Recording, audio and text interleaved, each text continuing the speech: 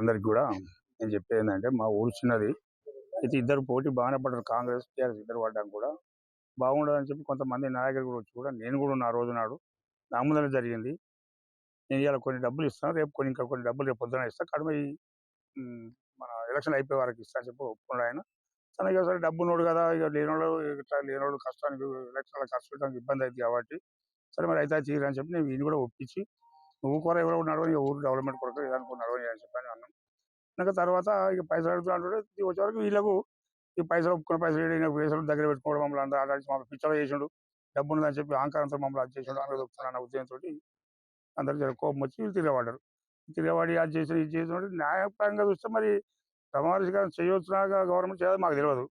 నాకు కూడా ఇంత అనుభవం ఉన్నది. ఇదివరకు సర్పంచ్ చేసినాక నాకు తెలియదు కాబట్టి మరి వీళ్ళు మేము చేయనీయం అనేది వీళ్ళ జాగ్రత్త కూడా కానీ మరి రాసిన పేపర్ అయితే ఉంది. ఆ పేపర్ పట్టుకుని ఏమైనా చేస్తే కష్టమైంది కాబట్టి వద్దు బాగుండదని మేము కూడా వెళ్ళాక ఇద్దరు ముగ్గురు టీఆర్ఎస్ పెద్ద మనుషులు పిలిచి కూడా జమాత పడే ప్రమాదం చూడండి అంటే కూడా దాన్ని కూడా ఒప్పుకోవాలి ఆయన. నా పేరు బండి అశోక్. మా ఇల్లారు ఉప సర్పంచ్ మొన్న జరిగిన ఎలక్షన్లో ఉప సర్పంచ్గా నాకు అవకాశం ఇచ్చారు. సర్పంచ్గా మారెడ్డి కొండలరెడ్డి అవకాశం ఇచ్చారు. అతను సర్పంచ్గా చేసినందుకు నాకు ఊరు డెవలప్మెంట్ కోసం ఒక 50 లక్షల రూపాయలు ఇస్తానని చెప్పి ఈరోజు అడిగితే మీకు భాగ్య అని మమ్మల్ని బెదిరిస్తుండు. డెవలప్మెంట్స్ కోసం ఇస్తాను డబ్బులు ఇవ్వమని మేము కోరుతున్నాం. మొన్న ఎలక్షన్లు అయినప్పుడు ఇద్దరం పోటీగా నిలబడ్డాం. మారెడ్డి కొండలరెడ్డి అనే వ్యక్తిను మరియు టీఆర్ఎస్ నుంచి, కాంగ్రెస్ నుంచి కాదూరి కృష్ణ నిలబడ్డాను.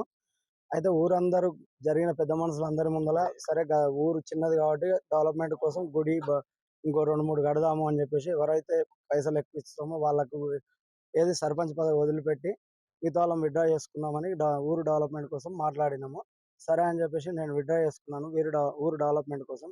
ఈ రోజు ఆయన రేపు ప్రమాణ స్వీకారం ఉంది కాబట్టి మా ఊరుకు డెవలప్మెంట్కి డబ్బులు ఇస్తున్నావు కదా, ఏమైంది ఆ డబ్బులు ఇస్తలేవు అంటే, నీకేమన్నా బాకీ ఆ ఊరోళ్ళకి నేనేమన్నా ఊరోళ్ళకి ఇచ్చేది ఉందా, నేను మాట ఏమన్నా పేపర్ ఉందా నీ దగ్గర అని చెప్పేసి ఉల్టా మమ్మల్ని దబాయిస్తున్నాడు.